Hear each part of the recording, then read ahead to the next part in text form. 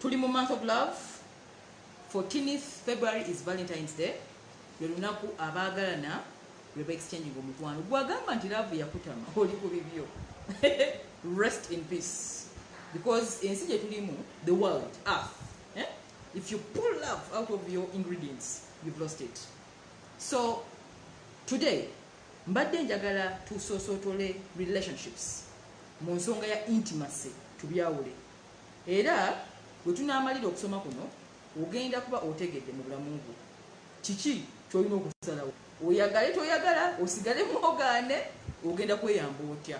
Because Ladies Guide is about emotional wellness. Ladies Guide ekwatagana n'ewulira ya mukyala, kubanga twamala okizuula nti newe mukola ssente, newe musoma ebitabo, newe mukola mutya, newe mwambala engoye ezitonyanga kinga toli happy emotionally, oba wenkanakana omuntu atalina. So this is the purpose of this program on Ladies Guide, and it's purely educational.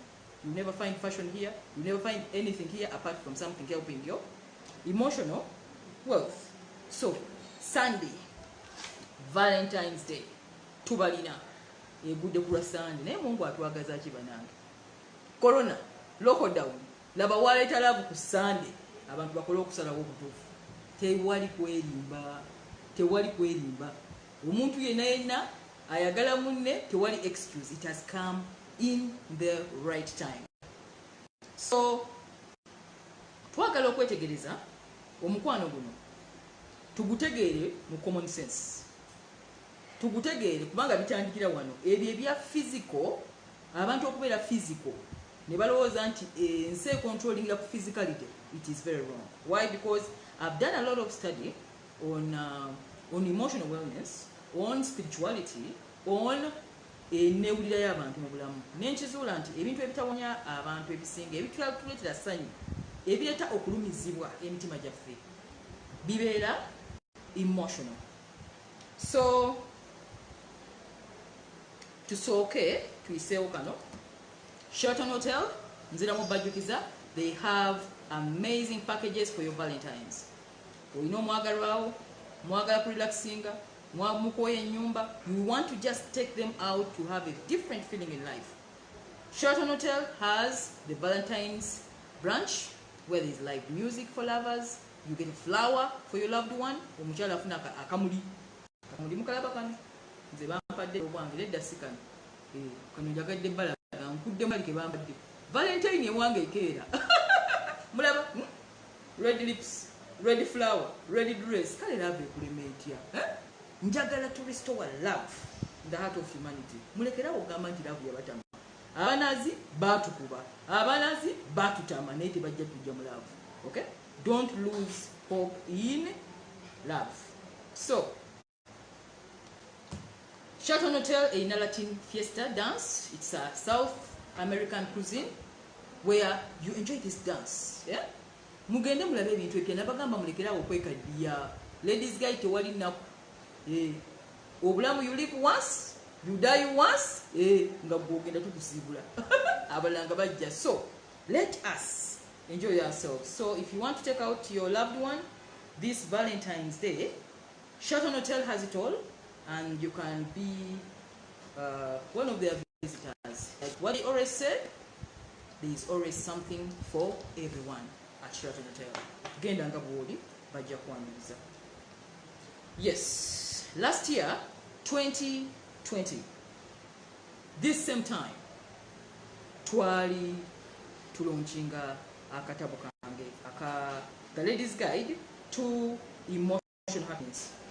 Akatabo kano nga 13 February omwaka oguwedde kalunchingibwa. Theme yaffe y'omwaka oguwedde yali emotional happiness. Nga tumaze ozuula nti abakyala ekibatawanya emotional wealth, ennewulira ekitawanya nnyo kubanga tuli mutima. Akati ennewulira bwe kutawanya ebisigadde byonna they fall out of place. So Ladies Guide to Emotional Happiness ke katabo akajja mu kiseera ekyo omwaka oguwedde ku theme yaffe eyo eya mpemu eddakiika 5 zokka, njagala kuyitayo bantu wano abatonotono batwegatteko ku yaffe ya emotional happiness. Only 1 second, please.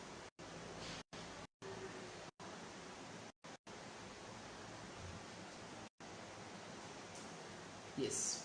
So, bwetwamala okalaunchinga bye bino ebyalimu. Akatabo kano kwogera ku emotions. Njagala okikkaatiriza. There is no amount of words I'm going to use to make women remember, even men, but mostly women, that your emotional health enega ng'opataininga love yetawanya obulamu bwaffe. Era singa oba tokitegedde osobola okulwala nga tutegedde nakikuluma, ne weekwasa abantu abalala n'okyawa abantu n'okutukako waya n'ofuuka ekirala, because your emotional health has been questionable. So kamba somereo kano kabawa amaanyi akakanoonyo kasoma. Emotional pain, mixed signals, disappearing partners without a word. Has this been any of your experience? Has love ended up having a new meaning to you? Then, my friend, your emotional health is questionable. Love is an emotion when you don't learn to manage it, may end up sabotaging other areas of your life. So, in this book, this is what you learn. How to gain emotional control in love relationships. The dating navigator. The single mom's guide. How to find love in this digital world. Facebook, Twitter, Instagram, Snapchat. Ujako otya love. Nga abantu abasinga balimba. Bebasinga obungi kwezo. Emikutu ejo. Why texting is killing the evolution of a love relationship. And lastly, casual relationships. Nazogerako. Red flags that omuntu go meet is a narcissist. Nabalaga ebintu byolabirako n'ogamba ono jandaza antwala mu ddungu.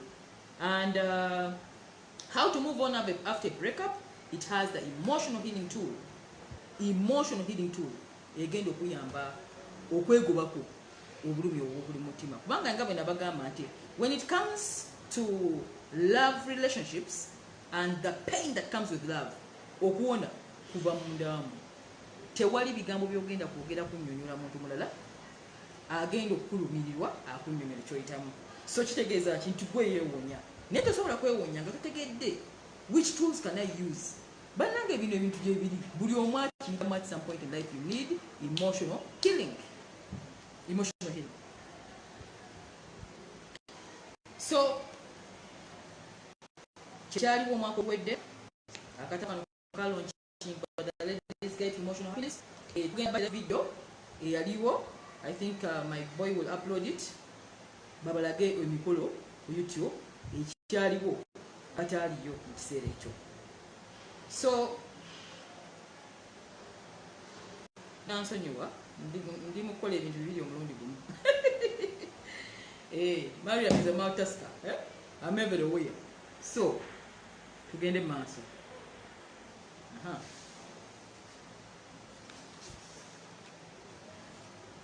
Awo tumazeewo Valentine's Day ey'omwaka guno. What do we have? The theme giving, nga bwe nabagamba wiki ewedde, is love with action. Nti nkwagala naye nga teri kivaayo bigambo, temuli mu bikolwa. Si love. Ekyo twakigobya omwaka guno. Era buli agamba nkwagala Valentine ya Sunday. Wowulira nkwagala omuntu alina kyavaako omugambe kansala yatugamba love giving is love with action. So what action are you taking? And when we say giving, we don't mean a lot of things.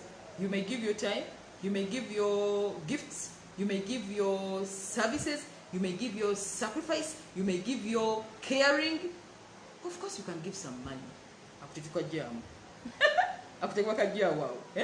But you must be giving something. Olivia Harris, Gulengera mama, webale kubeera ko ku show.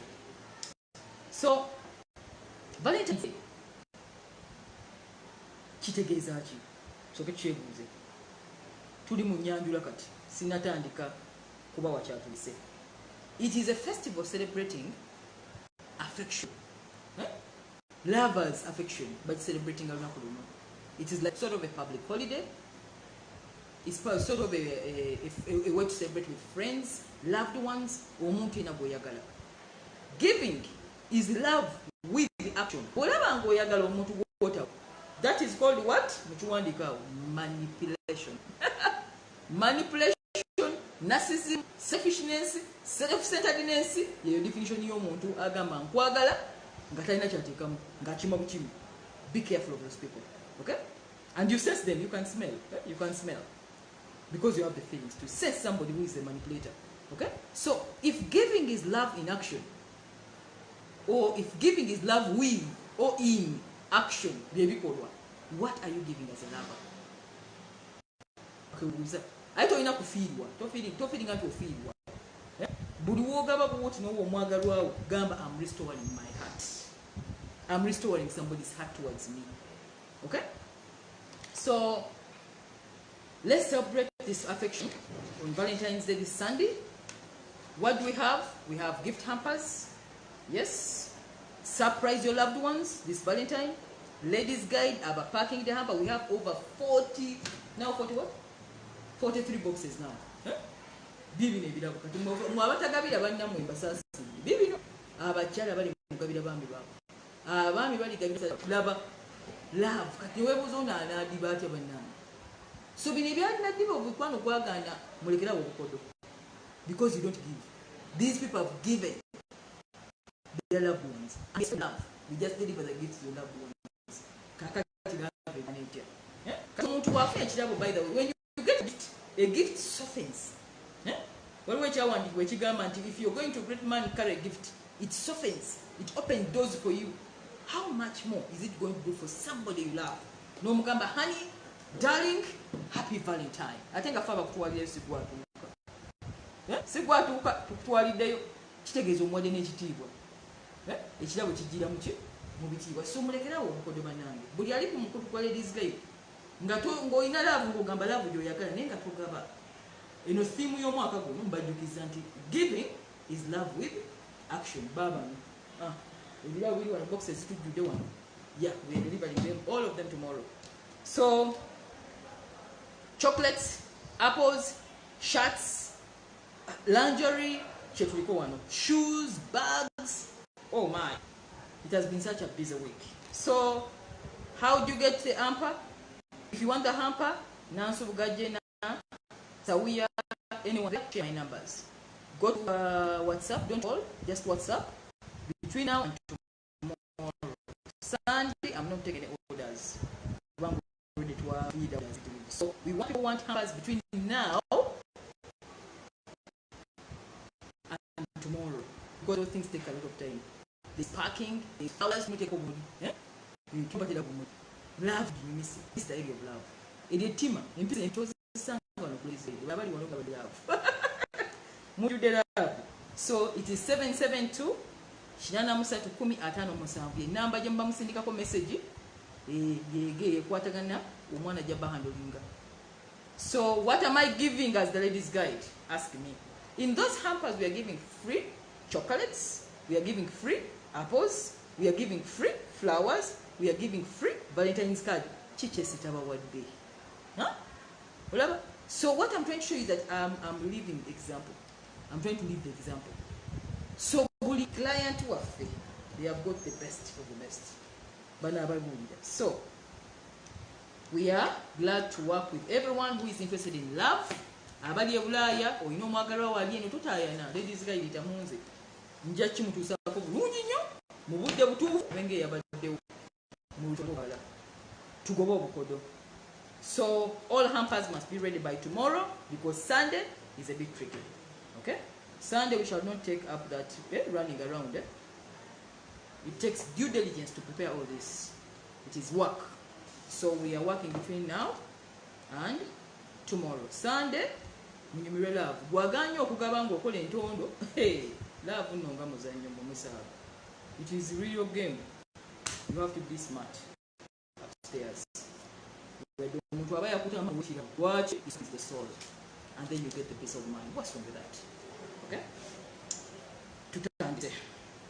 Previously last week abataliwo twayogera about how to handle loneliness and the depression that comes with loneliness. Abataliwo twafutoma the true definition. Margaret Kabanda nkulabye.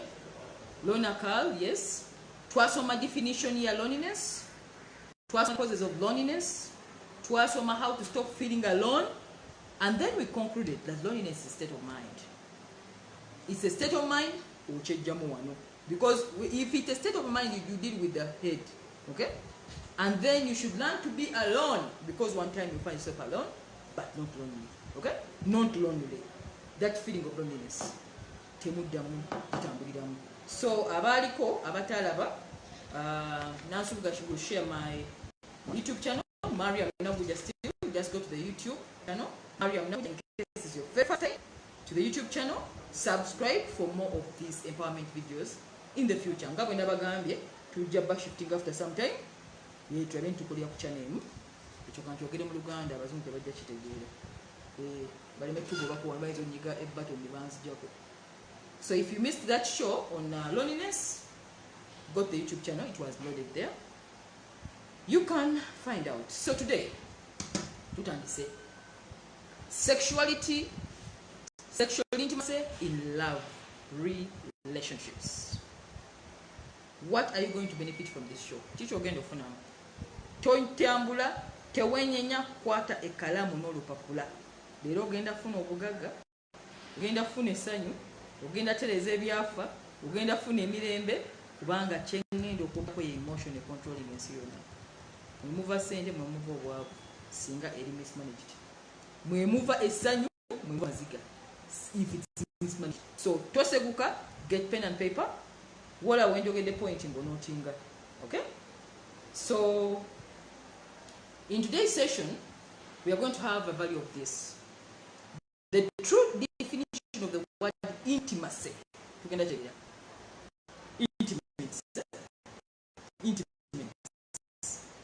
Intimacy. The types of intimacy is which one you want to live out. How to motivate your mind. One. Mind. Itandiko funa achievement, itakugaga, itandiko funa enewulire nungi, itandiko funa emirembe ngokola. Tomunda banze, in fact, you're an enemy kubanga, you're too happy to hate. That feeling. To get from the 7 mind motivators. They are creative forces. Singa oziyiga. Obulambo genda kola what? Ticked. Then you're going to look at the benefits of sexual intimacy. When you're getting about sexual intimacy, is activity. Woman. But I'm going to surprise you. We shall call it sexual SPX/ physical intimacy. So when I use the word physical intimacy, mugongo bugamba sexual intimacy. So saga chogera mukama chitemu bagamba na bali promoting abichibinu. So instead of sexual intimacy, I'm going to use the word physical. Physical kitegeeza man woman ngobo tegeeza ali kuno. Ataliwo atachirabye ajja interpreting akakwatala. Then lastly, we are going to distinguish between the two emotions, love and SPDX. Those are two emotions. They seem to be the same, but they are totally different. And their impact on humanity is totally different. So today, you know the science behind those experiences. Otegere lwaki ebintu biringa we biri mu nyumba yo mu mukwano gwo gyotambulira ne byotuseemu up to now. Ate otegere lwaki olusi wayavuwala sente zakugwako oli mu kavuyo. These are the emotions that are causing a lot of problems in planet Earth.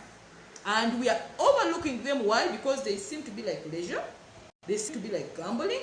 They seem like as if somebody just gets in and gets out. We don't give deeper thinking about them because they are just emotions, but they have the biggest impact on human nature. Say the value of sexual intimacy in love relationships and in your life.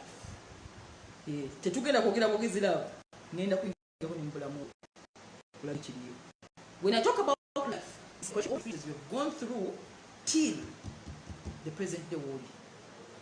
Where you live, what you do, who you are, the number of children you have, who you've loved and thrown out, who has loved you and used you, that all pertains your life.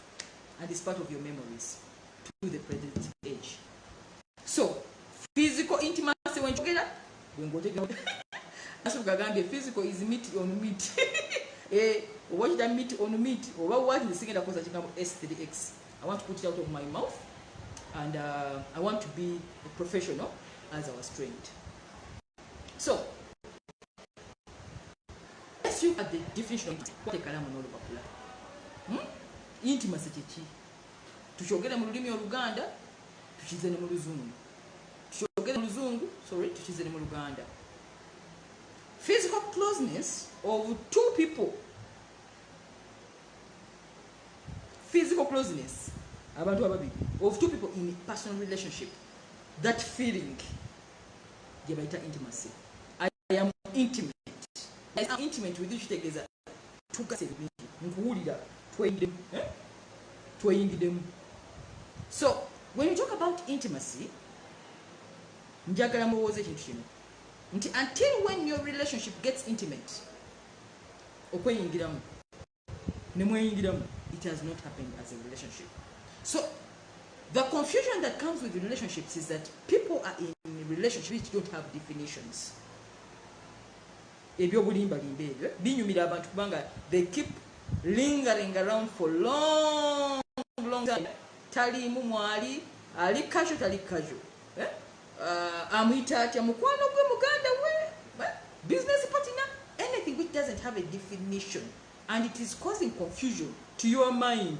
Nga ne mu definition ya love tekirimu oba mu byawandikibwa gwaba yita budde. So intimacy kitegeeza nti when you're physically close to somebody in mind, in spirit, in emotion, in physical, S3X, it is what causes people to get together. So you should know which kind of intimacy are you having at this moment. Somebody may be physical with you, but they may not be emotional with you. Somebody may be emotionally intimate with you, but they may not have physical intimacy with you. So these are different things. Katigwa ino kumanya which is what is the clarity I want to bring to your mind. Huh? Ladies guide. Ekigambo ladies guide mu Luganda bagamba omulungami. Ekigambo omulungami kitegeeza sijja kwewana. You will make conclusions. Say, I talk with the actions. I mean the results. My results will talk for me. Now when I'm to omulungami kitegeeza I have come to guide you. I've come to give you guide. Okay? So these are the types of intimacy. Intimacy zilinya. Kati goina kutegera which kind of intimacy are you in at this point? Which kind of intimacy are you in? There is mental, there is emotional, there is physical, there is spiritual. Muntu kila akantu kali kena bakubire emabegako abazze basoma nange. Get me a piece of paper. Akantu akena bakubire akalaga the dimension of life management. Ketuda okutambuliramu ebbanga lino lyonna. Era oba tokategedde kajja kutawanya nnyo okutegeera obulamu engeri gye butambulamu. Nti buli kyosalawo mu bulamu kitambulira mu mitendera egyo. Is it mental, physical, spiritual, social? Which dimension are you in? Do you understand? So the issue is in life, you must know where you fall. So we have the physical dimension, ekwatagana ne physical view. Netuba ne mental egenda ku bwongo. Netuba ne financial ekwatagana n'ensimbi. Netuba ne social enkolaganayo n'abantu abakwetoolodde, abaagalwa abo, family yo, mikwano gyo, co-workers or colleagues, all that. Those are different dimensions. That's netuba ne spiritual enkolaganayo ne Katonda n'omwoyo. Kana akantu kano. That triangle ke kakontrola obulamu bw'abantu. Kati ina kwebuuza kiki kye batwanya oba weewuulira.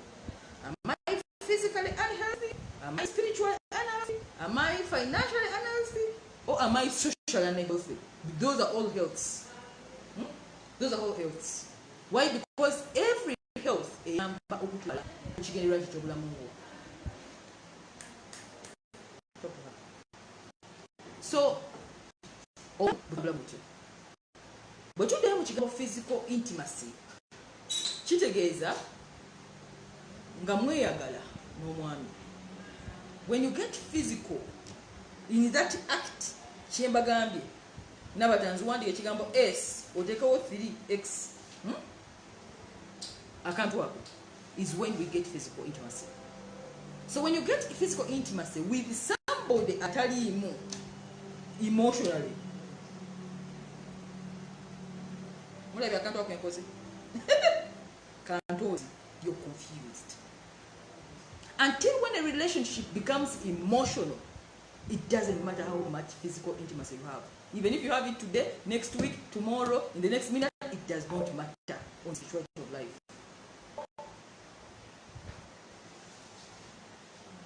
So, when you talk about mental intimacy, mukwatagana mu birowoozo.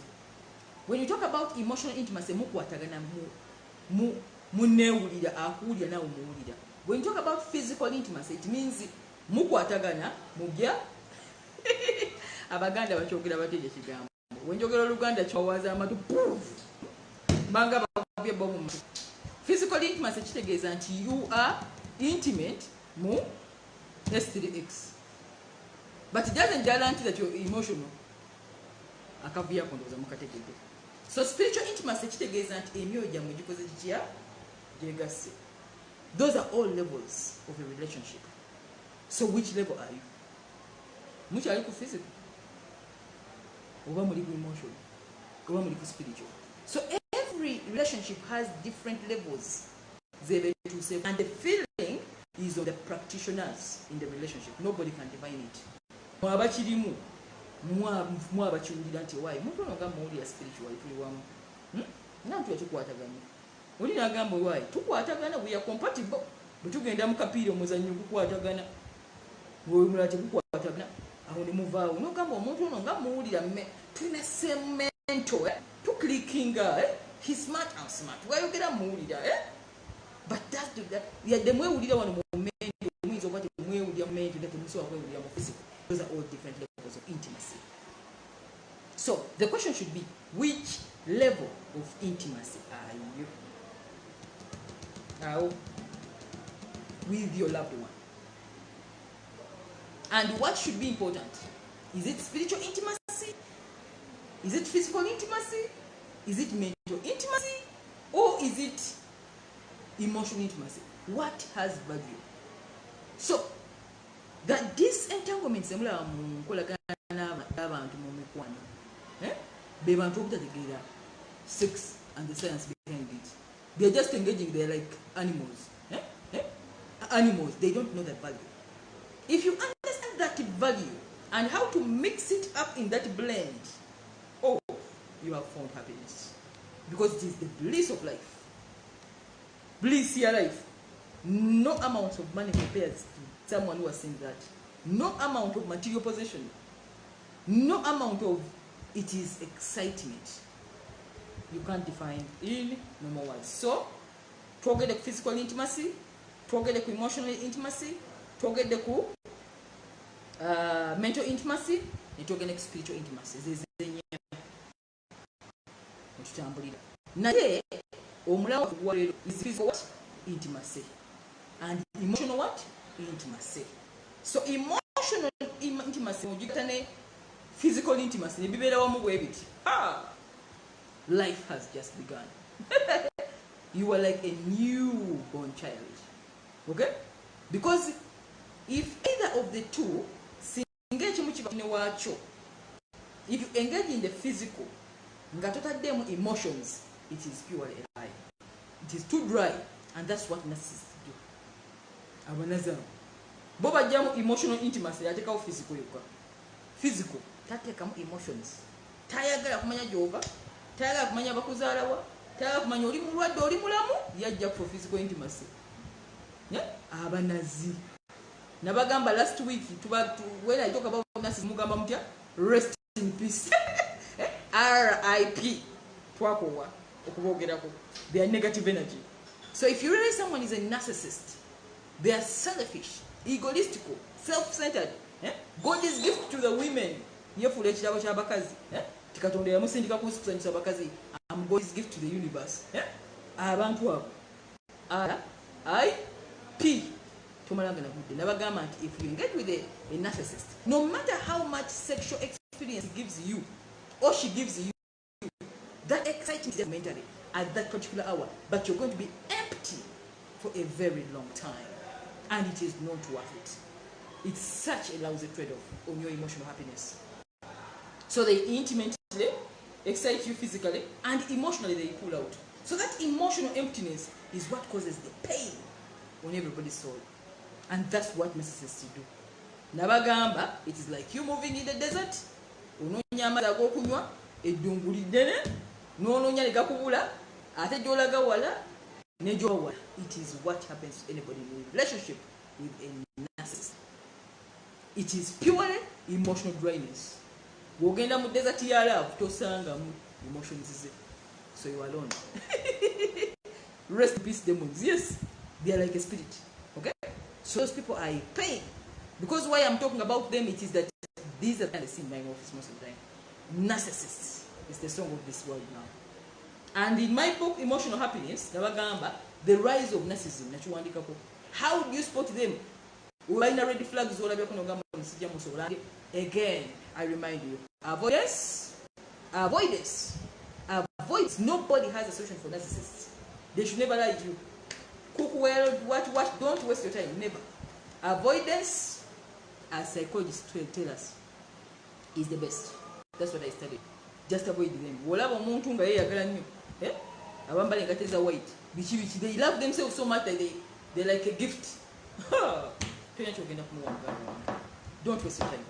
I've studied them as a course. I've read about them. I know them. I've met many of them. I've talked to them. I know them. So avoidance is the best.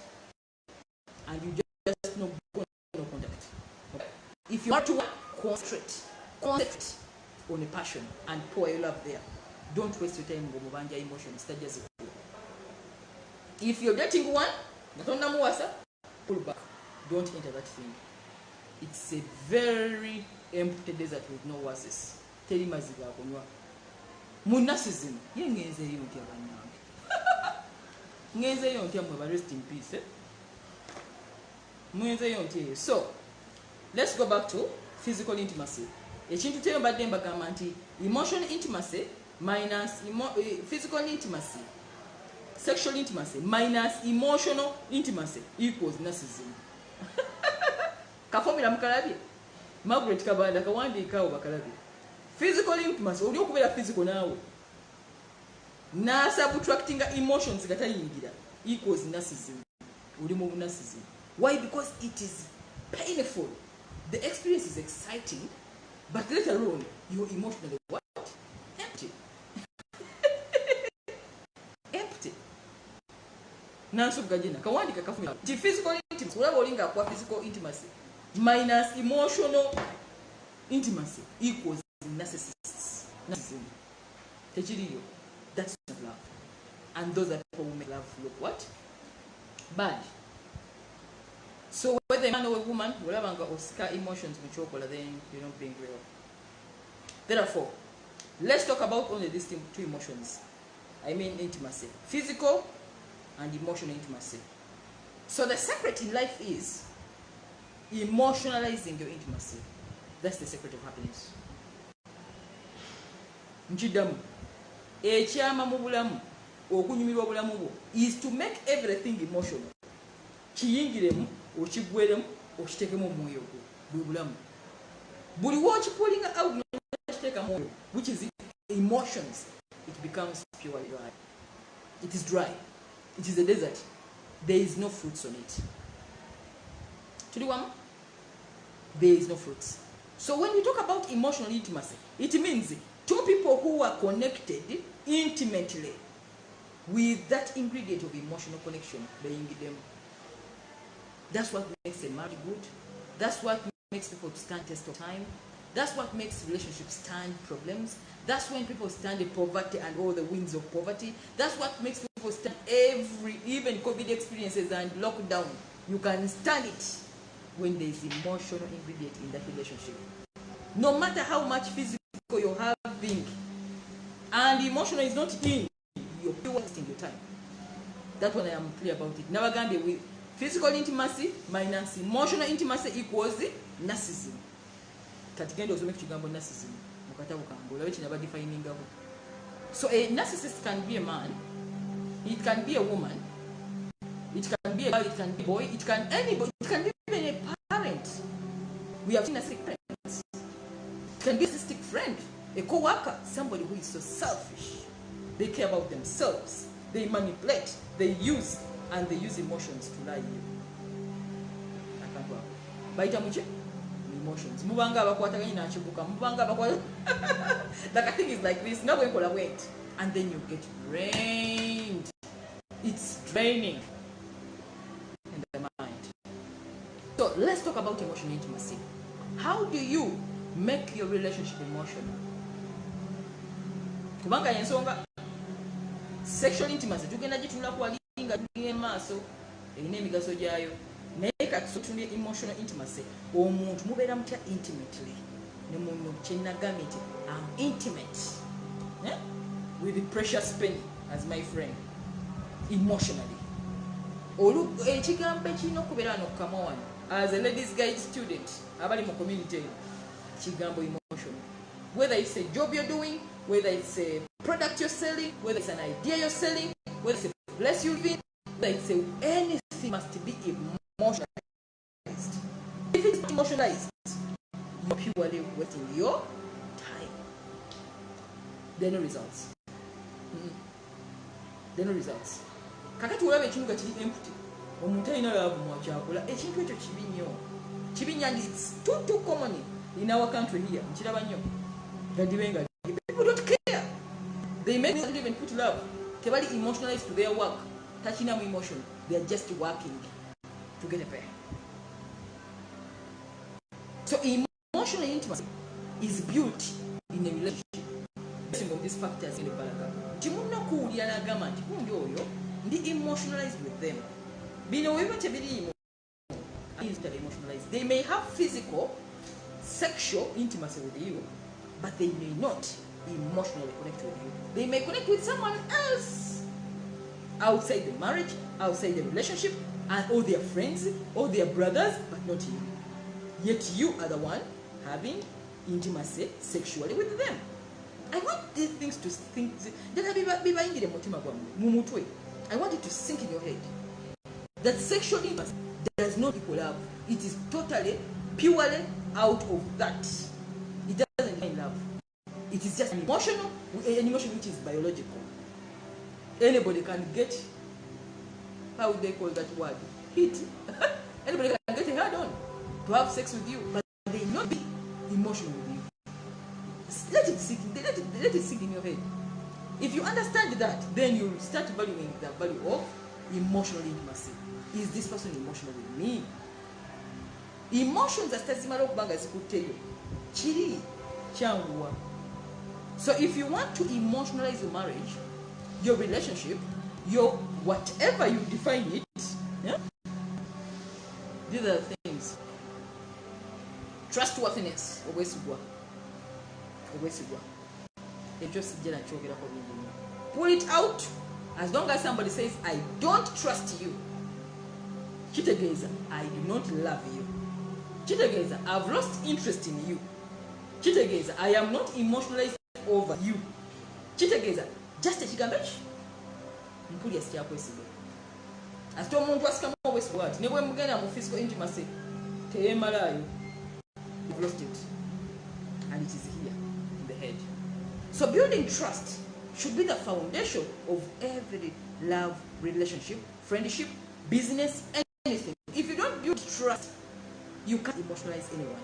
I cannot be emotionalized with somebody I don't trust. Emotions only come in when I trust you. I can put down my guns and I surrender. I trust you. Means I love you. So if you want to emotionalize your relationship,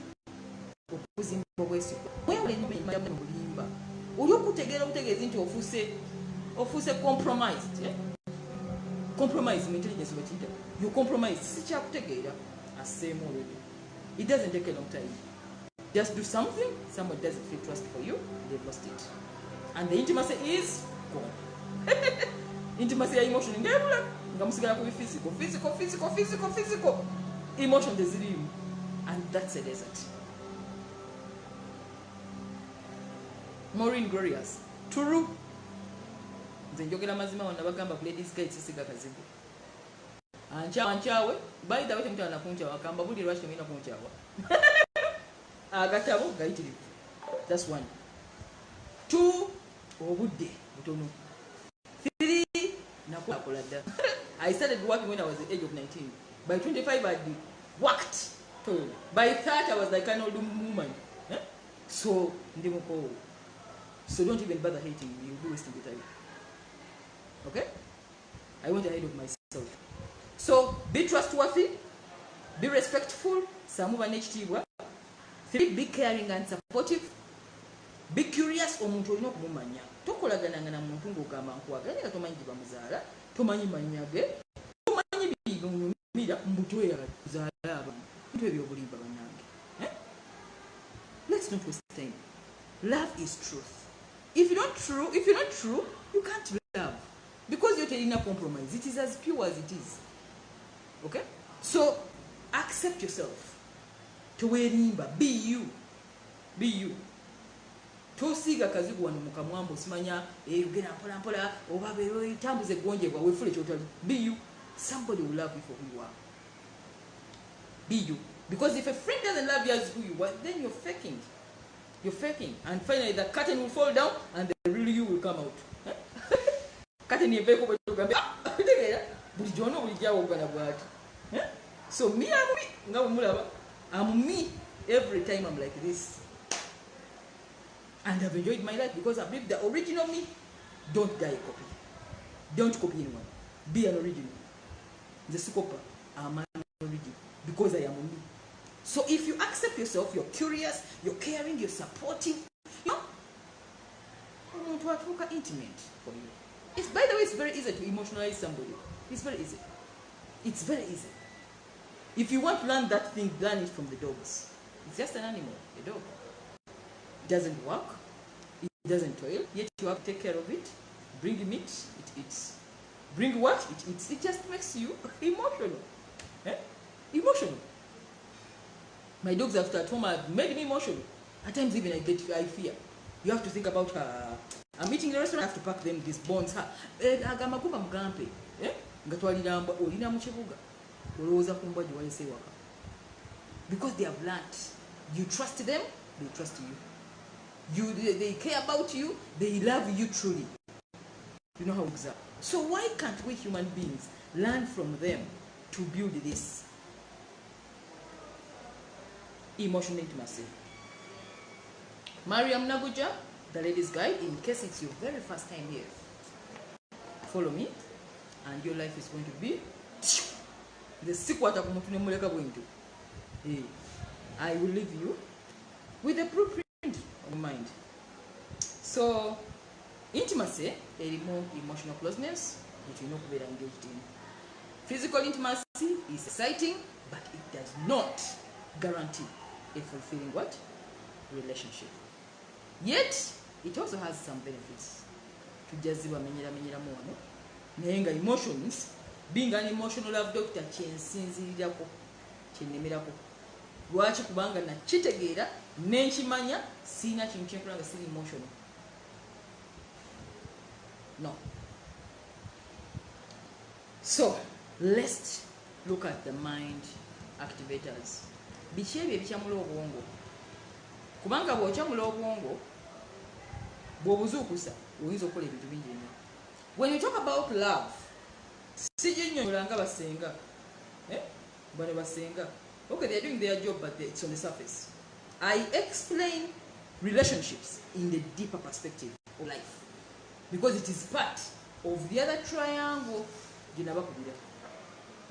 triangle of life. It is part of it.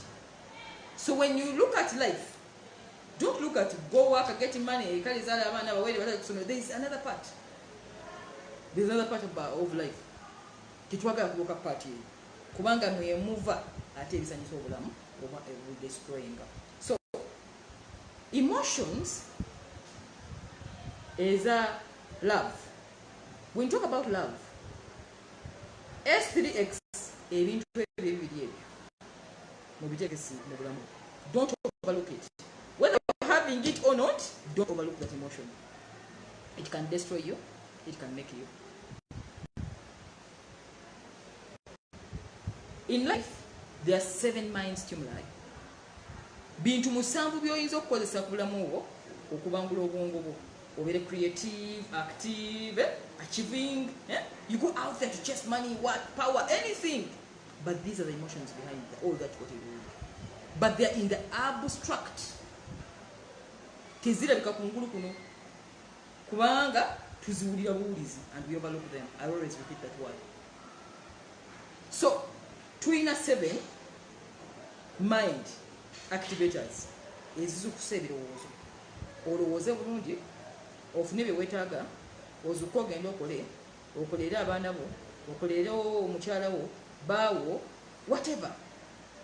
Naye bw'oba tostimulatinze mind eno, oyinza osiiba nga nebiyinza n'okutama n'obivanamu. In fact, if you look at your life when you're not achieving anything, when you're fed up, when you're tired, when you're not interested, you have not activated your head. Buuza ffe abawandiisi. Buuza akukubuulire. You can't be an author.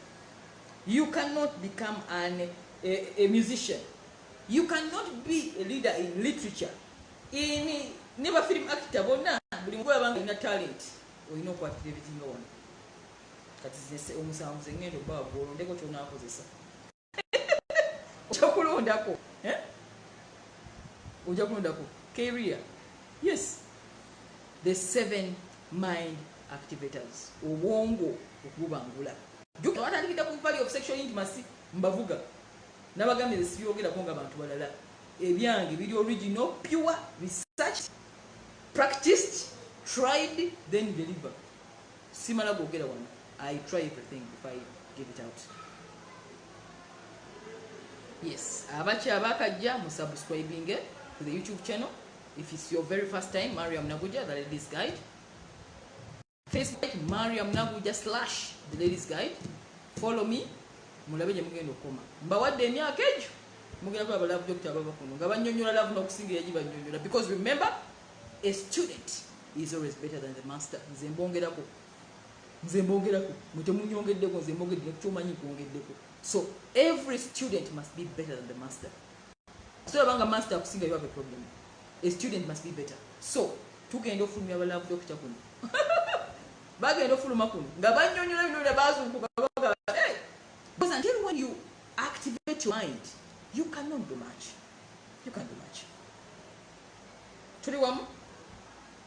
So, let us lift the 7. Now, nansubuga jena esooka S3X. Wandika. The emotion called this can activate your mind. Without it, you can become dull. I will show you why, Marcel, and why you should need to have it. How much? How long? When? Don't just have it like a dog. You're not a dog. You're a human being. Everything you do must have a why. Why are you doing it? If you don't know the why, you may not even engage with the mind in the right way, and then you're dull, dying every day. The mind, you can't even create. You're not even creative. Every time you're reducing yourself, you don't know that just having that is enough to teach you. The mind activates and you get an idea. Mind stimulation. Nambe soka S3X. Kansubira obudde bunatumala mubiwanvu ojamba. But in my book, nabateerawo, it's called the Sexual and Intimacy Guide. Sex and Intimacy Guide. I think it's a topic. It's a topic in the book here. It's a topic here.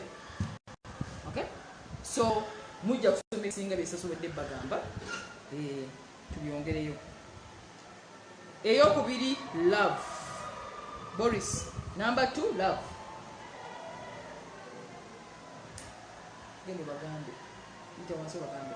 Number 2 is love. Number 2 is love. Number 2 is love. Number 3 is music. Number 4 is friendships and association. Number 5 is suffering and persecution. Number 6 is fear. Abantu ne bawugana bane tulina wano celebration munansonyiwa. Wemba wano nnyingira mukolo. Number 6 is alcohol and drugs. Okay?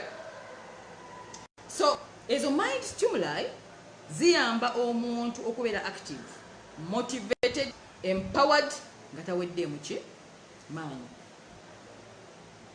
Ziyamba omuntu okubeera ng'ayina amaanyi agagoba ebirooto, agagoba dreams, agagoba businesses, okubeera nga buli kaseera uli active upstairs. Active upstairs. Mind stimuli. So if you find that you're becoming dull, you're losing interest in byokola, okay, corona yajja, lockdown nebera, but that's not an excuse. We need to move ahead.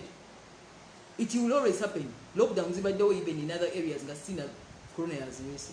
You may face a breakdown. You may face a loss. Okay? So it's not an excuse. If you learn how to stimulate your mind to greatness, you can achieve anything you want.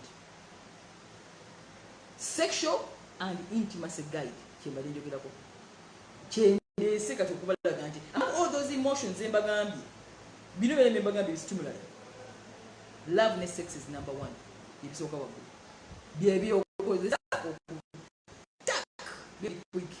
Music, it is momentary. Alcohol, it can run. You cannot put in a same dish of worry. You cannot sustain yourself and your happiness on drinking. Tomorrow. You can use drugs, but you destroy your life. You can use fear. People fear poverty and they work like donkeys. They work like because what you have. And you know what happens there? After even working like donkeys, still poverty comes. Why? Because the mind. Mind. So the greatest mind activator you know is love and sex. And it's simple. I don't know why people don't get it. Just have love and have lots of intimacy, physical intimacy, and you see what you're going to have. Ogenda kuba tick. Research. Without it, man becomes docile, woman becomes docile, you lose interest in everything you're doing. I have fed humanity in depth. It understand omukazi ayomba ku machanga manyo kati waliwo obuzibu. Olaba nga yekulako waya jealous hanga bichi there is a problem. Baba n'ebizibu bingi nnyo. Baba n'ebizibu. Why tebategedde? Ignorance of this subject about love and sex is the cause of humanity suffering. Lovers deprave others sexual intimacy. Okay? Okay, now. Okay, now. Over to you. So, get over Ghana, we're having a show. So, if you don't understand that, people should not lie to you. They have not understand the science behind the mind and emotions. If you understand that science, if you get the science, you're going to see the true happiness. So, what the 7 emotions or 7 mind activators go motivating the motivated by people, motivated by alcohol, because motivated by music, or in love. Love sit against you know bango ina kuyagala. When you get love means giving away something to your job, to your vision, to your animals, to your everything, including your loved ones. Or you know bango jefunya teina kusigala munda. Love must come out of you. Chinabagamba the value of giving gifts both is the love. But what blocking what? No blocking. No gamanze nzikadde omutima gwange siriddamu kwagala abantu bazibu oli yamenya omutima bali nabamba batanzijukira n'olebya ebibozibozibozi ebyo. You've not understood life, because that's part of life. People will use you, they will abuse you, but one thing stays: you must love, because love is a rule. Without it, you don't stimulate the head. You become dull, you lose interest, and you become quarrelsome, you become nagging, and that's why many women are quarrelsome. osanga omukyala ku makya. One time nali kuko is it this banabache bano help centers, one of the network companies. Need to get to any cheese much on demand is a problem. But she doesn't even know. So Jaga to get emotions of sex and what it does. So now again the value of intimacy. Number one, you can it to stimulate your mind, to become intelligent, to be active, to dream dreams, to be creative. Whatever ngango ozuko omusana guweddeyo. Omusana guvuddeyo ebinyonyi bize bimba ne bigenda ng'okyebase. You need some. You need to wake up. Ebinyonyi ne bijja ne biyimba, omusana ne guvaayo, webase. Really, webase. There is a problem. And that's what even women should understand, that when you're giving intimacy to your loved ones, to your husband, you're helping him to be active in the head. To vekuchwa excitement. You're helping somebody to be active. There is an emotion involved in this. And that was the value of creation of that. Because we are not animals. Okay? So when whenever you go into intimacy, you know why. I'm going to wake up my head. So the two emotions, they are both destructive as well as constructive. How you use them matter. There are people who have been destroyed by too much physical intimacy. Have it too much and you destroy yourself, you lose your money in prostitutes. Everyone is taking money because you don't know where to control them. There are women who have given too much love and narcissists hit on you, one after the other. Because you don't understand that the love itself as an emotion, there is a science behind it. You need to go back here. Okay? So, what are you doing with those two emotions is the question today. Because the topic today is the value of sexual intimacy in your relationships and in your life. And it has come in the right time when we are having Valentine's Day. Yeah? It is not simply having intimacy like dogs. You're not dogs, you're human beings. You have a brain, you have willpower. You were created for creation, and you're conscious. You're conscious. So every time we talk about love yantama, you get a chigambo chini. I have lost creativity. Love yantama, you will never create anything. Basaja bantama, you will never be anything. You're going to die every day because that emptiness comes from the soul, and it's a law. It's a law. You can never ever go against it. Mbagambi, there are two emotions. Ezikuyetinga, ezikola ebyamagero, ezikola buli kyoyagala. Era singa ozisikambulamu obwoti oba obwedde. Let me give you a story.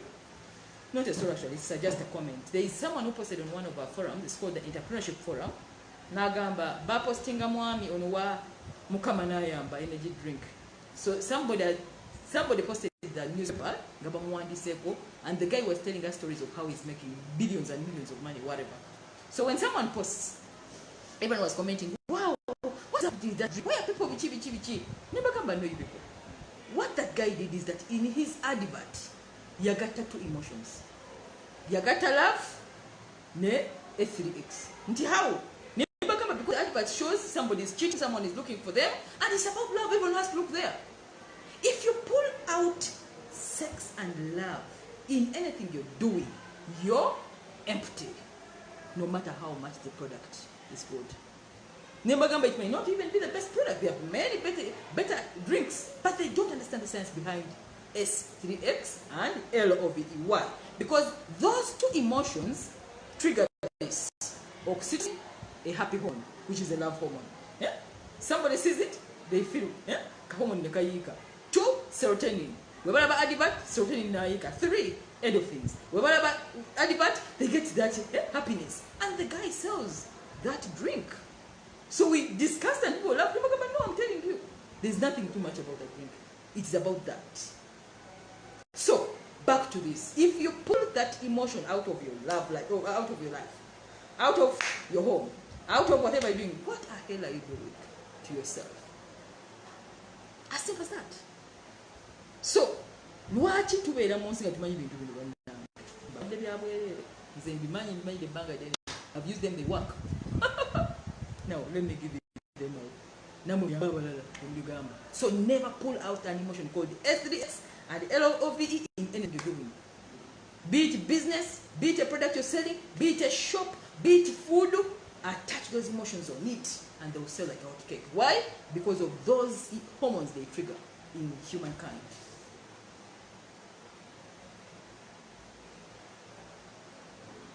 Okay? Let me just read a comment here. Okay. We're having a party. We're going to have a party. So, they were making a lot of noise. Can you close there? People here in audio things, they're excited. Yeah? So, physical intimacy, Bagambia, muino chimanya, very emotionalized. Okola, impact. We want to get into it. Can you be in marriage? No. No, sikamo S3X, you've killed the victim. In fact, you kill them emotionally and they will suffer physically. Because they are not psychologists, they are not counselors, we can tell there's a problem. But you cannot tell and somebody's dying every day. Don't underestimate the power of those two emotions. Don't underestimate it. Akalala. Muja kunonya movie by The Honest Thief.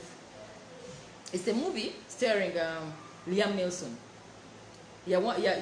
Lwali lugero nga omusajja yali mubbi arobinga banks yarobinga sente nyingi nnyo n'azijuza kati n'anoonya warehouse wagenda ozitereka. It's a movie which talked about money and love and SX on one package.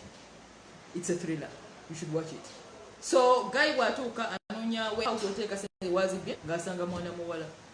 Well, I'm going to active. Oh, how can I help you? I'm going to just look for a warehouse. I want to keep something there. How much is it? So, guy in love. No more alone. The thief. Bamula. Guy. Enough love here. The intimacy. Bagena mu emotional intimacy. Bagena mu physical intimacy. Oh my. Katsende that's going to wear out the chain. I'm going to want to say that. They go nga omanyi love is cheap by the way. Love musobola ntambula ku street nga munyumirwa. Nga ne mukale mseetaaga. Love musobola okuyembera nga museka. Ne munyachayo omukalu nga awooma. Ne mubira mu heart nga muli happy.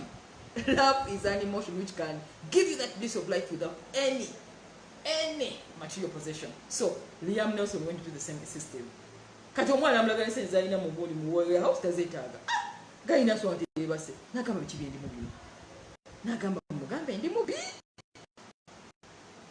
Of this lady ngambya mwagana kangine wabire ku FBI mbagambe nabba sente za banka byogo mbadde munonya yenze nesente zizo nzikomezaawo sikyazeetaaga. I found this lady, there's something with her. I've never felt this way. It's my first time to feel this thing called love. So wakubira aba FBI bomna what's this man, what the hell is he talking about? For love is he a fool? I am feeling. Anyway, you'll go and watch that movie. By the end of it, the impact was nti time yatuuka ng'omusajja sente zitagasa ayagala bwagaswe na mwana muwala babire mu mberengezi zaabwe kutambula ku street y'obulagama nga biwarehouse bijjudde sente agamba yaba wakasuula ba FBI mugende mu ggulwali sente z'omuzizi mu mabanka gina zibba. I found love. Akati kumawulira. I found love. Money does not matter. So that movie was a thriller. The Honest Thief. There. Together with the value of sexual intimacy, what do you benefit by engaging yourself in that emotion? Muwandike. Kwate kalamu n'olupapula. Muleke genda mu bino ebintu nga mugenze kusaaga busaazi. Because start with the why.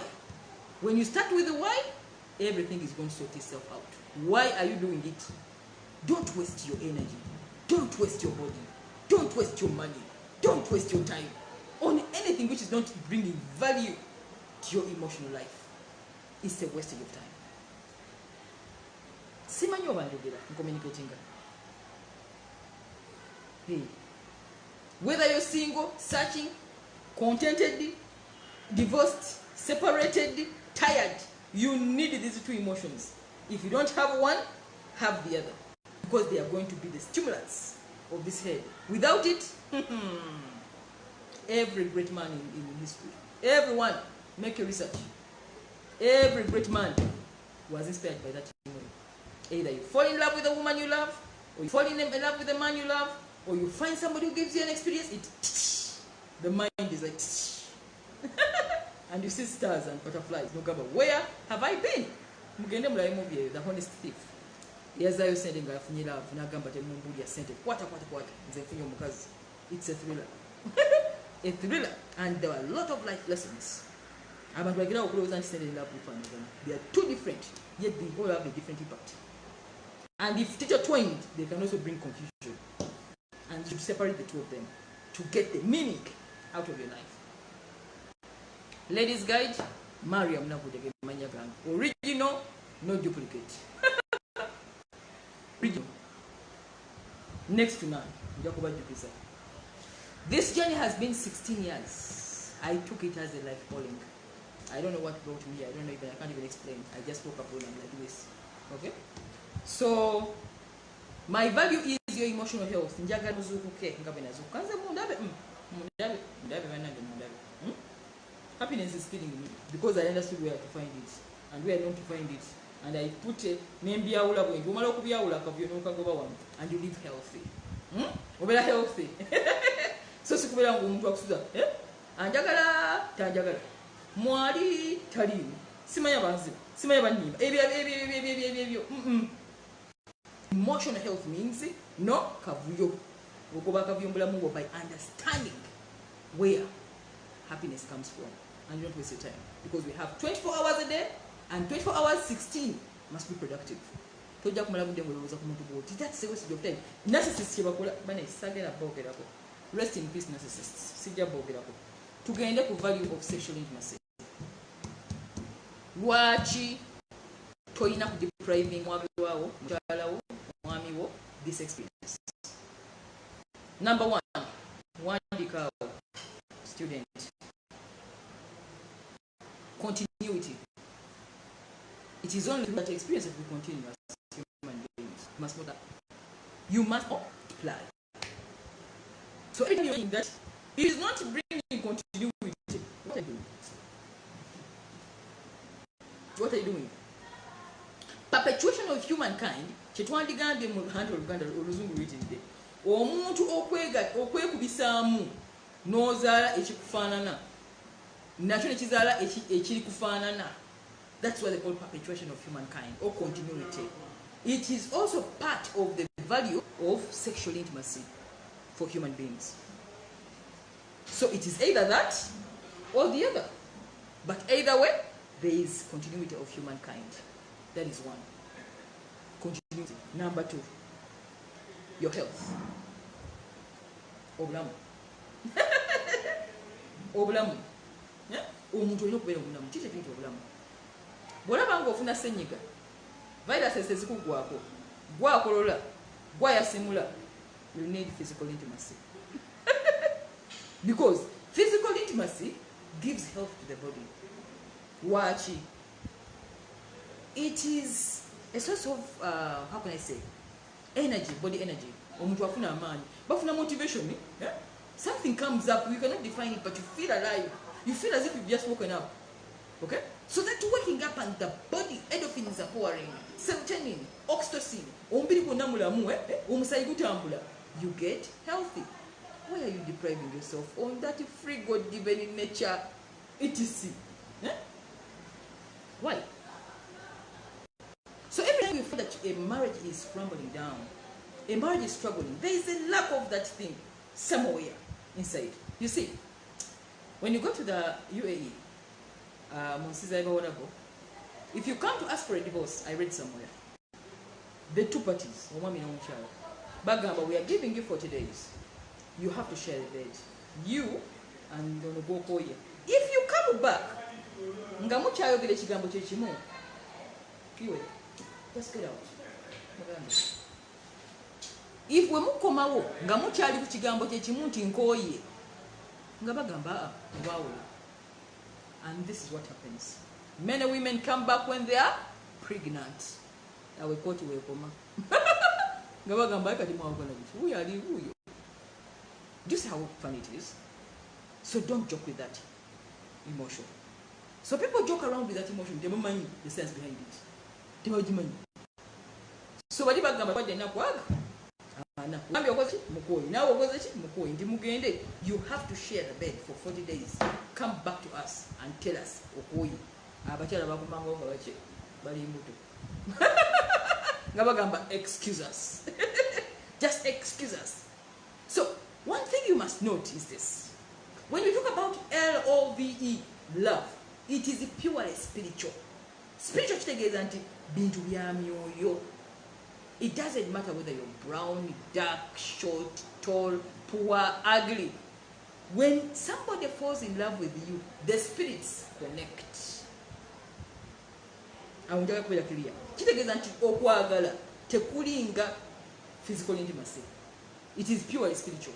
That's why nze abyogerako nkutuka ngenda okuva ku sheno bwenti mbangala wanze kilomita 10 because I'm talking about spiritual matters. Sikozesa wano. You have to talk about it in a spiritual arena. Ngonyonero mukwano biri nyomuntu era nzo luwa ngamba kansala njaga togera manga excuse me njaga kunyumiza asitotanga okunkuba ebibuzo bwoti oyingidde omwoyo gwange atakula mu bwenti okulowooza nyingire kuwa answer bwenti. I'm using my spirit to look for answers. So love is spiritual. Sex is biological. Anybody can have it. Kugambe abagamba mugende mu nyumba musharinge a bed with that gwegwega okwawukana tubawadde nakwaga mukomewa ntubawula abakazi bakomawo bali pregnant. It is biological. Biological. It doesn't need even the heart. Just as someone is sleeping and they wake up feeling they are pregnant. So separate these two emotions. If you separate them, you'll get that clarity of life. Mwegobeka akavuyo. Akavuyo kubanga buno obwongo tulina bukoza kunonya businesses, kunonya sente, kunonya bulamu. Sikubeera ngoli bwoti wetabudde tabudde. That confusion that comes with not understanding the most important matters of your life. Byemubuusa amaaso. Nze byembagamba kati. Kubanga wina bitegeera nze nabo abesekayo. I don't have any. Nabagamba ebizibu ebyange tebiri emotional. Unavaayo dda. Kabe mukozi gwenkozesa, they know it here. Just mess me up. They know. Because in signing support. You lose me in the next minute. Because I'm a value of excellence. I don't allow anything which is not excellent near me. Because you're going to sabotage me. And spoil what I've built for a long time. So akavyoka emotions to be in the time. Seeing them emotions started later. And Jawula intimacy, Nenjawula types of emotion, Nenjawula which dimension am I in now? You had better be careful when you're dealing with me. So when we talk about sexual intimacy and its value, health, endorphins, somebody should wake up. They wake up. You wake up. Kill any of those emotions. Castrate a cow, it becomes docile. It was this guy is yes, they lack. There's no energy.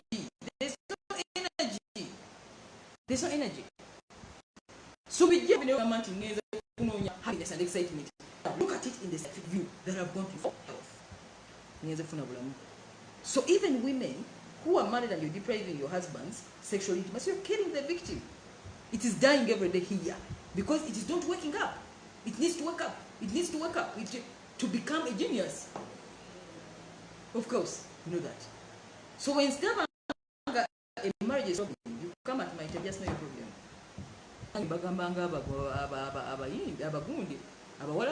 You go for 40 days. Try it and you tell me. Come back and tell me. They don't even come back, by the way. Mariam, shoo, tebadda. When you're a counselor, you want to have a baby. Because if you have a emotional, you can't try physical intimacy. Agamba hello Saturday kwebale bye tukyalina mugaso fibo tukusaba cancel. I know it. I am used to that and I've seen it several times. Can you try? Try. No, you engage your shh, endorphins zigira. Serotonin naika, oxytocin next, cancer yakudda bakuba after 4 months. Same problem as roller coaster zemu. Nze nabitegeera kati temusobola kunfuulira. Ddala nabagamba nti I am only free on Facebook, I'm only free on YouTube, Instagram, anyone who comes to my phone with emotional issues, you want to engage my spirit, you had better pay the price for that. Positive emotion. I have to go for massage now. Because it drains the brain. It drains the spirit to present this. I'm not using the head. So, tutunulidde continuity, health, okubeera and sound health. Tolumwa senyiga tobeera obakeera tombiri yonna gubeera because it is getting the endorphins and those happy hormones. Number 3, of course, kiki nabagambye emabegako, stimulation of the mind. You become creative. You become creative. Why? Because you become very sharp, you become very attentive, you become enthusiastic, get a lot of energy. I'm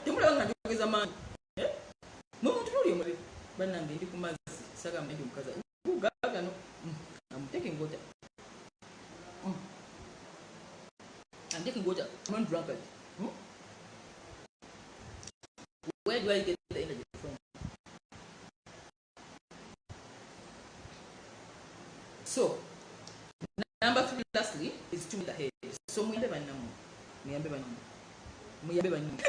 Kajula agambye ekisenge ekoti. Ekoti. Why? Because Katonda yabitwera utulaba nti tuwanguya obulamu. Ndeme kwejjusa. Nze mbibasomesezza, nabisoma, I made the research and I presented it to you. Kati muddamu kwonoona budde nti mukayana muyomba. Era omusajja akitegedde kino oxytocin bumanya. Omukyala akitegedde kino endorphins return mukitegedde. So, if you value your life, those are the happy hormones. Anything doesn't trigger them, it has really wasted your damn time. Mariam Naguja, the ladies' side. Your page Yamuliko, only educational, purely emotional, nothing else. I'm here to guide you in matters of your emotional health. So, in song is this. Let me be. Continuing up, okwekubisaamu. Health, okubeera omulamu. Winna. Oba mukakamu, toyomba n'abantu. Obeera osonyiwa mangu. Obulamu bunyuma. Bannange ettima, olaba ng'omuntu ajjudde omutima omubi obutayagaliza. Ng'omugamba get some. Musiga bisoga get some. Yes, otinge. You take it? But let me tutawanya. Because they don't understand these emotions and the value of emotions. That's how it is. And that's how it will always be. So you either take lots of drugs, do music, better nyumba ntunga wewe buzabuza, better fearful, suffering, or get love and sex, those emotions, to stimulate your head. Lack of it, you are a dead, moving person. I should define it like that. The living what? Dead. So, those are the mind stimuli. The great forces that can help you to grow your mind to achievement. Zoyinza okukozesa okulaba nti okola ebyafaayo. Businesses, bannange nkiddamu. Buli ky'ogenda okukola nga kirimu enkulaakulanya. Kirimu enkyukakyuka genda osooka ovisitingera aveeyo ne S3X wali answer. Olaba ng'oli ku drugs, you lack S3X. Olaba ng'onywa ofuse lujuuju, you lack S3X plus love. Every time those emotions are pulled out of somebody's life, you go to. That's where the negative emotions come from. Mariam Nabuja. Best at what I'm doing.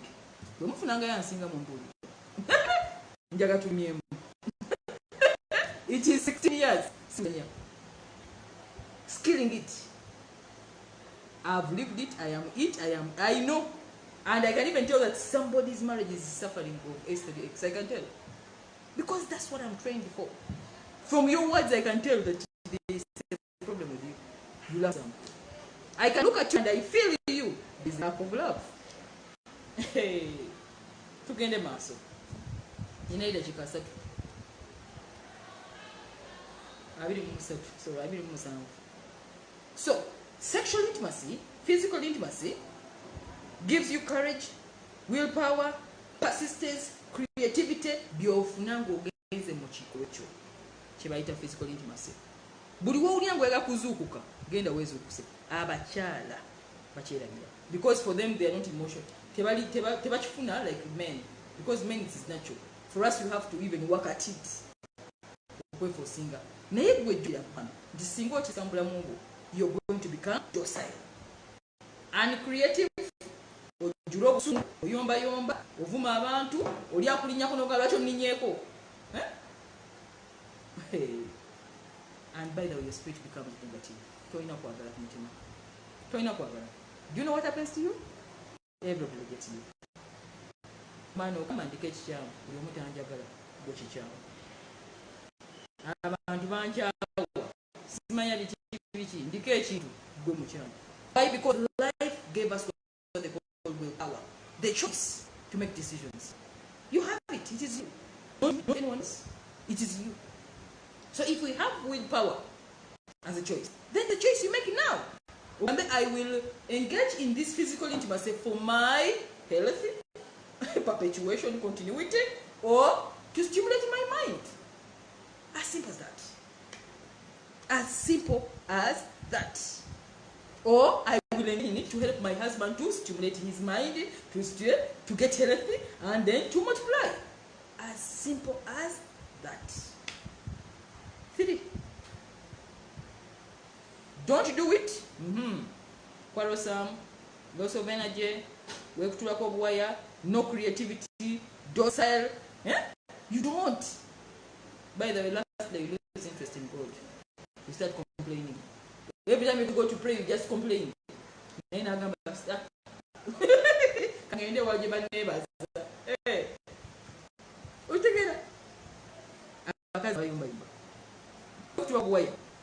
Emitima emibi obujja obulogo simanya oku jealousy, you have that emotion. It humbles a human even if it's a lion. So mweyambe. Ladies, I being a platform for positivity, I teach you this positive mindset. Mukole ebintu ngamina the reason why, the behind. If you get the why,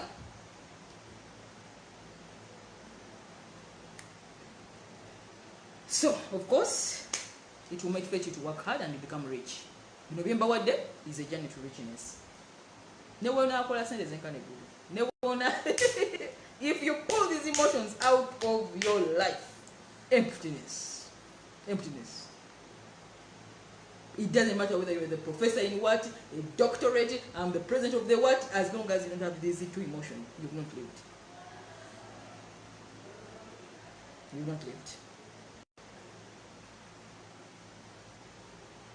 So, let's redirect our energies to that kind of excellence. So, behind every successful man, there's a woman. You find out that statement? Yes. Motivated. Motivation. Behind a successful woman, there is a man. She was motivated. Without that, and many people have been destroyed by poor choice of a mate. Choose one like this. Choose. It doesn't matter how intelligent you are, they will destroy you. Why? Because they enter that ingredient called emotions, and you lose your mind. I've seen somebody become a drunkard. Someone brought a client. Just because somebody in a love affair disappointed him. And then you drink to uselessness. Because you don't find them motivation. Be very careful. Move in and out of a relationship. Because that's the foundation of a human life. Don't just dump people anyhowly. Don't just wake up in the morning to dump a marriage anyhowly. You're going to kill somebody. It is emotional. It goes into the spirit. And somebody must die from the spirit. And then later on, they just pray to God to die. Why? Because love is mishandled and sex is misused. And those are the two powerful emotions in the human race, which people overlook. Because they're busy, working, chasing career, doing what? And they forget that.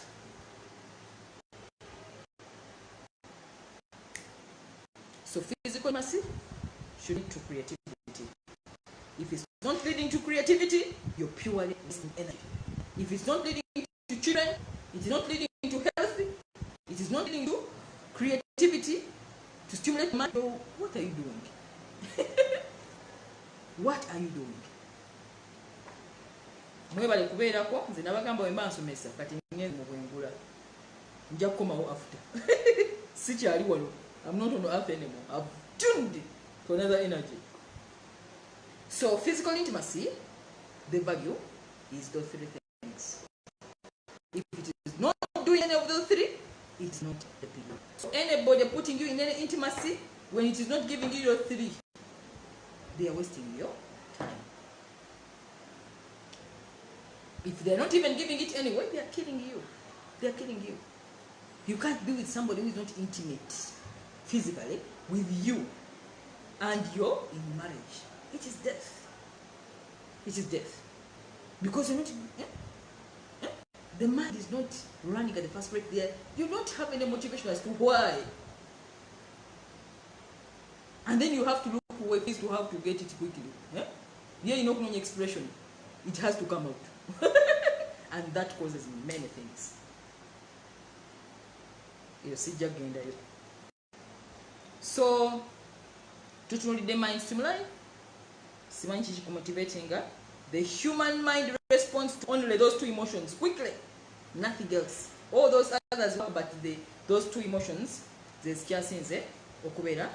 Now, man, you remove it from your life, it is death. Remove it from what you're doing, there is nothing going to happen. Remove it from your enterprise, it is purely boring. Remove it from your political whatever, just empty. It is what motivates the human race to take action. So, love, romance, S3X must be blended together to form a happy relationship. Oina okubange ebisatu bino bigatta S3X botata. It is purely over which physical emotion tolini. So njagala okwongera okujjukiza, if you want your mind to become creative, if you want to wake up energetic, if you want to find motivation in life, enthusiastic, motivated, constructive, anything that excites the human life, there is an emotional abilities about it. Take a deeper study on them. When you do it, when you're in it, you take it off by the other three reasons. So you need to blend them in a marriage. You need to blend them in a relationship. Anything else is a wastage of your time. Don't waste your energies. So sex and love must blend. If they don't blend, it is narcissism. One is using another. Together. So always remember, happiness in a relationship is not sex alone. Physical intimacy alone cannot make a happy relationship. It just gives you momentary excitement. If you want a happy relationship, you need to blend the two. Love and physical. Love and physical. They need to blend. If they blend, it leads to emotional happiness. So whatever ngoli muchimu awaliwo obuzibu. Because those two emotions must be intertwined to create that sexual intimacy. Muje mwagala. So abasinga tubadde kungu. Just temukiyingiramu. That's the sense behind those two emotions. So how do you avoid misusing those two emotions? Nabagambye, like anything else in life, too much of anything is always bad. If you love too much, you may cry for a long time. If you have intimacy, physical intimacy too much, for yourself. The balance is what you want in life. That balance. Juliana abuuza, who is a narcissistic person? Gendo soma akatabo kano. Ye muntu ayingira omwoyo gwo n'akuyingiza mu laavu, n'olaavu etalinga laavu, etalinga laavu naye ng'eringa laavu, nebanga laavu nebanga teringa laavu. Am I in, am I out? Am I in, am I out? N'omutambula emyaka mingi. Kankinyonyere mu Uganda. Narcissism. Juliana, ogenze mu ddungu onoonya amazzi, onoonya laavu. N'ogifuna ofuna omuntu n'omusuubira nti agenda kukwagala. Emyaka ne gitambula emyaka 10 n'egyo. muba muli mu 10 n'egyo nomutuuka wakati bwe muti nga laavu yenyi teriimu omuntu yeeyagala yekka tamanyi na kikwatako gy'ova wala ne gy'olaga tolabayo ne woolyoka oyo Nasirimu awo n'otandika okuluma omutima n'okaaba tolina bwesa kinnyonnyola nti ndina omuntu ono naye kakati nze banange obanga mad person you become like insane. So narcissism nabagambye nansubuka twagambe tutya RIP temunjogeza kigambo kinkulako waye mutu kubanga I know what it means when a woman has faced a narcissistic partner. Oh my, it's hell on earth. This time not heaven on earth, but the hell on earth. Obanga against them hell. So how to stop misusing this energy? Topic eno mpanvu nnyo sisobodde kufuna mukisa kugimalayo ebyokwogera nkyalina bingi ate sawanda basituweddeko ne kanfunzefunzeemu katono wano. Like any other emotion, if you misuse love, awo kansooke nsirikiiremu kakuyingire. Like any other thing in life, if you misuse S3X, having it with the wrong people who don't even love you, having it with the people who are not emotionally connected to you, having too much of it, uselessly without using the brain, like a dog, you can destroy yourself. Why people become rich at the age of 40 to 50? Why? Why is it that people who get money in youth, by the age of 30, 35, they are broke? Why? Why? Njagala akantu ako mukanziremu. Kyeki abantu okwavuwala abafunye sente nga bakyali bato ne zibagwako mangu. Ate kyeki abantu okugaggawala okwenkukunala nga bali mu myaka 5. They misuse those two emotions. Waliwo gwe bakuula ennyumba olala ne bamukuula emmotoka n'azimba ennyumba n'agyekamu omukazi n'alowooza nti ajja ddamu agikole. Omukazi n'akolera omusajja n'amulekera ennyumba n'amulekera sente n'agamba gatandika obulamu obupya n'agenda mu ggwanga eddala. Time has gone, money has been wasted, and chance would never come back again because every other year you get new experiences. And by the age of 35, you are having no money. Why? Because you're engaging in a lot of useless aesthetics, loving wrong people, investing your finances as you work with them, thinking you'll be younger longer. So at the age of 40, people wake up. They know the value of money. They know where to put the money. They know that money doesn't buy what? Love. At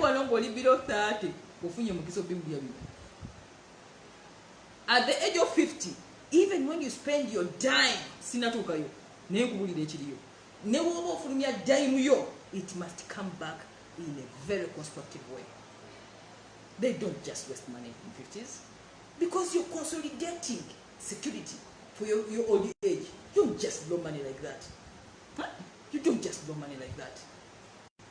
So when you want to obugaga obutufu butandikira ku myaka 4 n'okwambaka waggulu. Bino ebya 25, I'm telling you from experience. You will make money at 19. I told you, me by 25 I was very, very rich. I got money. 25 I had it all. You can research about me. But by 28 to 30, I was like a broke rat. I don't even know where the money went. People use you, they manipulate you, help you donate you. Everyone who has a problem calls you. You're too kind and emotional. You're just young and vulnerable. I lost it. Now, come and put me in any emotional mess. I'll teach you a lesson. I'm the love doctor. And that's what qualifies me to become an emotional doctor, because emotions disturbed me in expenses. So seldomly should people succeed before the age of 40. Really. After 40, everybody becomes, they know the value of money. Especially women. If you're in the age of 40 and you're still blowing money with the men, there is something wrong with your head. Because in that season, season you lost something in that youth. So when we are growing in that reasonable age, it means we learn how to value sexual experiences. You know who to have it with and who not to have it with. You know how much it is going to waste you. And you know why you should not get involved with the wrong people. And then when you're young, everybody, ask me, in the age of 32, 33, ask a man, they will tell you. They even write. They just tick next. Olivia, Mariam, Juliet, about ticking up tick is what? And they are wasting their energy. Then we're always at 45. Where have I been? You go to a man of 45 to truth him, you will see they are too intelligent. And if he gives you money, you had better pay it back. They're not fools. He has a past experience. They have history. You go to a man of 50, 60, the truth them and you see. They can't. Because they have grown in consciousness through my experience of 30s, and now they wasted money on girls. They can't waste it in 40s, 50s. So don't misuse this emotion. Transmute it. How? You may ask, how can I? I mean, I want lots of it. You better do a business. Use that energy. Power it. I always tell ladies, omukyala olaba ng'ofunye ebizibu, mulava, nowekyawa, tandikayo ka passion. Opowalinga omutima gwo kw'ekyo kintu. Love gye wandi wadde yakwanya, gipowalinga ku bekali. Omukyala yansasa yampaka end of year. I didn't even meet him. They even the name. Even yali bamitani bambi I've forgotten. Yangamba Mariam, nakuulira ng'oli ku TV, n'entandika bekale Mariam nkozesede mu bekale, baneka nkwekekera end of year. I was fascinated. Nayiwa omukwano gwe mu bekale. Nangamba nenkuza abaana bange. Nemera kufumba naye nga sikyemaliramu nnyo. Hey, pour love on a passion. That's what they call sex transmutation. Transmute it in something else than getting it physical. You will not finish sex on earth. Other generations are coming and they will also have it. Even another one will come and they will have it. So you will not. Let's be constructive. And let's not abuse those two emotions that were given peacefully by the Creator to help you perpetuate mankind, get healthy, and stimulate your mind to greatness. Mariam Nabuja, the ladies guide. So, Mariza Mbagamba. Esawa zituweddeko, njagala kubasiibula. Mujjukire mu byonna byenjogedde mu byerabire mujjukire kino. Sex is biological. Love is kitegeeza nti omuntu oba omwagadde muli mu spirit. Mwawule zino emotions ebbiri. Sex has never been love and love has. It only becomes emotional and intimate when the two are blended together. Two. If it comes one separate of the other, it doesn't bring out that creativity of the mind. And again, I wish you a very happy Valentine's Day. Temwerabira mwagale bannamwe, mujjeemu emitima emibi mutima yammwe. Omuntu waba yakunyiiza nga yakuzaalamu omwagala, don't kill that experience of showing love. Remember, those who love don't lose entirely. Bwe ayagadde omuntu toyinza mbuuza lwaki kubanga buwadde emotion mugabe estimulatinga obwongo n'okola creativity yalowooza akulimba naye nga gwoli mukwecreatinga otegeera tolina kyofiirwa. So love, when you love, you don't lose entirely. The person who uses the narcissist, mwaba tuli aba narcissists mubalabe gulaba narcissist we yakuli narcissisting olaba obulamu bwe bugenda okugwera. They are empty, they are always lonely, they die lonely, confused. Meanwhile, no gaga wachibagagawala. Babela mu confused because if you jump from one relationship to the next, every new relationship takes your money. So how long will you be like that? That's why they're not even rich. So power your love in a passion. Find something and put love on it. Put love on it. Because human beings are not dependable anyway. They're not dependable. So Valentine, you know omuntu kweyagala mukwano maama wo kojjaawo omuntu akuyangu give that love mujifulu. Don't stay in, don't damn love. Love tebagidamini bwogidaminga gwafa. It's a law of life. life. So love simbi, love telumya abantu batajitegeera the science behind it. Sex not bad. Love bad, we just do the science behind it. And that's why the universe is like down in people's minds. So when you're in sexual relations, it's either continuity, when multiplying mubana, it is either healthy, it is either stimulation of your head. Mind be enthusiastic, energetic, happy, to wait a little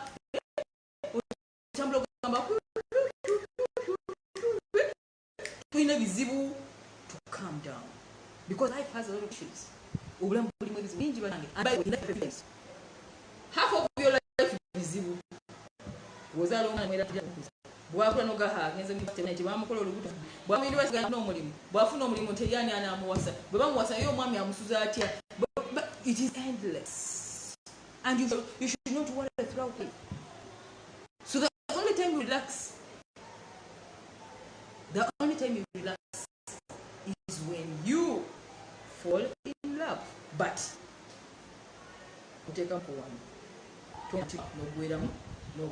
So Valentine's mbadiramu tuina gift hamper. Give it to me. Twabakolede hampers woboli bulaya oyagala batwale womwagalwa o ladies guide yakanna team wano yabavubuka abawala. Yes, these are the hampers we're doing.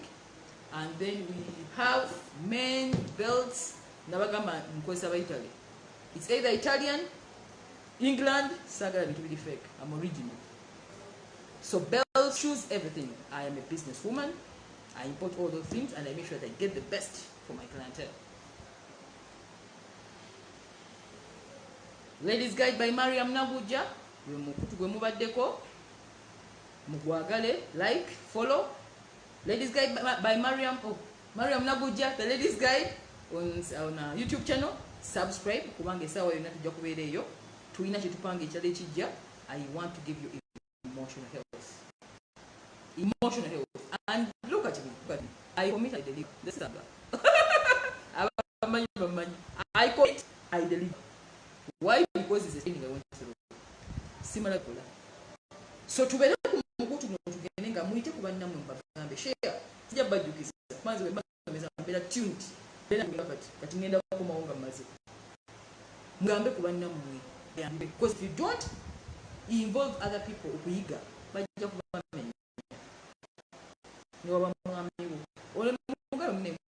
I need this physical intimacy because I am getting dull.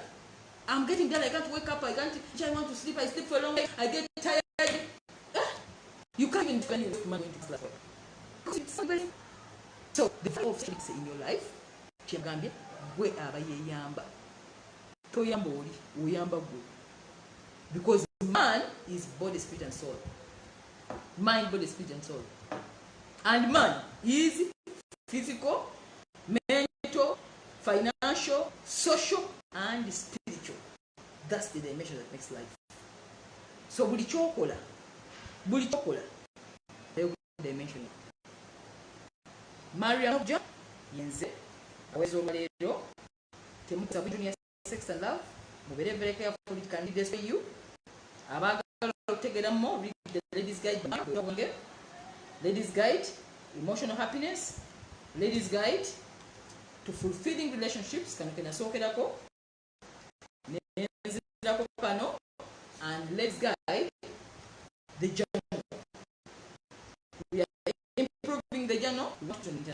It's required because in the long term, in short term. Valentine's, you need flowers. Now I'm going to chocolates. Zawe for clients one. Can't be church that I was doing a box one. Why? Because love is a celebration. Pull it out of anything, you destroy creativity. Thank you so much. Mwebale kubera nage, mwina Margaret Kabanda, Sawuya, mwebale kubera ko. Abalasiba labye munaso yanabagambi walimbera mu bwengula. Love is spiritual, it's not the mind. I am in spirit. Usoka kwambuka ko wali wansi guru, nenjoka ko ne mukama wange. mukama wange wasitobera ne mukama wange ye Katonda oba omaze gwaza sita mukama wange ye Katonda omanyi kitegeeza bana b'okunsi musaaga busaazi asita mukama wange endoses so mba nina okugendayo ampe ebyokubagamba and that's what he has communicated today. The value of sexual intimacy in love relationship. Video mujani ngenda abagala bamwe bachamwe abambi bamwe baleme by depriving of that God-given gift olw'obutamanya because man is destroyed by not knowing. Abantu obutamanya babonyabonya so nze mbasomeseza olwaleero okwawula ebintu ebyo bibiri. Olwaleero muyize the value of sex intimacy in your life, the value of emotional intimacy okwawula ebintu ebyo nti when you don't blend the two muba mwerimba. Mutegedde olwaleero nti emotions zino zirina omugaso mu creativity y'obulamu, okola obugagga, okola buli kyemukola, enkulaakulana, essente, byonna byogoba, there are the emotions behind it. Era ne mbagamba nti singa mugisikamu akadde kawunzi obudde wange buweddeko kapati wange kaakati bwe mubisikamu muba mwerimbye. So mwebale kubeerako mwasomye Olivia Harris nkulaba the value of sexual intimacy. Mutereeze obufumbo bannange, mutereeze omukwano si muzibu nga ogusomyeko ogutegedde. Abantu si bazibu ng'otegedde the intelligence behind social relationship. Ensi si nzibu ng'ofunye amagezi agafuga n'amateeka agagifuga. Ebintu si bizibu ng'obisomyeko ng'okimanyi ng'okingidde okimanyi. Ebintu bizibu nga tobimanyi. The lack of knowledge is what is making us suffer, most of us. So Baganda se obutamanya tebukugisaako musango. Kakati oba tomanyi bino n'ogwa muzibu tekigisaako musango gwaba yeerimbye. So I wish you a happy Valentine. Share love, share gifts, hampers. Again, I'm doing trainings for my students. Yeah, mbasomesa okubeera nga nze. Ebitabo byo mbisomye nsomeka njagala bi exchange nga mwena mubisomye ba students bange. I want to pick a number of people who are going to be trained and mentored by the Ladies Guide to this excellence. Because remember, if a vision does not multiply, continuity, it is what? Death. So abakyala bonjagala abakyala bagenda nga njagala basomesa life coaching, to become a practical counselor, to learn spirituality, public speaking, presentation skills, excellence, energy, all packed in one. Things you can't find in the university, but you can learn on street. Why? Because you may not have a chance to pay the tuition fees I paid to learn all this, and then also the time may not be there. So abagala okusoma ng'oli oyaga kubeera counselor nga okitegeeza sagala basaga, because this is like army. Era ba students bange bagamba wano muli mu military. Tetufiisa, tetulwala, tukuma obudde. Ate tukolera ku mateeka. It's a code. As togazimuula, you are purely not part of us. Because that's how habits are built. So, mwebale kubeerako. Olivia Harris oli wala nalibadde nkuwaayo akamuli kaakano obumuli tulina wano buyitirivu mwenna mbaagala nnyo Judith Busuulwa, Bella K, abapya, like, follow this page. Ntandika obbakolako, and you see where you're going to be by the end of the year, or by the end of many years from now. Thank you so much. Mariam Naguja, the Ladies Guide. Yomukutu gwemuliko era mbasiibula nga mbaagaliza Valentine ennungi, mbaagaliza amasanyu, mbaagaliza temunyiga akusikoogedde buli mukutukako waya omukaze akulimbye tatanize app temukutukako waya. Nabagambye the value of life is emotional intelligence. Nakibagamba tokutukako ddayo kuwano wakini nkwezi mugambe naye kansala naye ate simu nazibagana kubanga esimu ezo nazo zinkutulunanga obwongo bukoowa. So kill yourself from within. See you again next time. I wish you a happy love weekend as you enjoy your loved ones. Bye bye.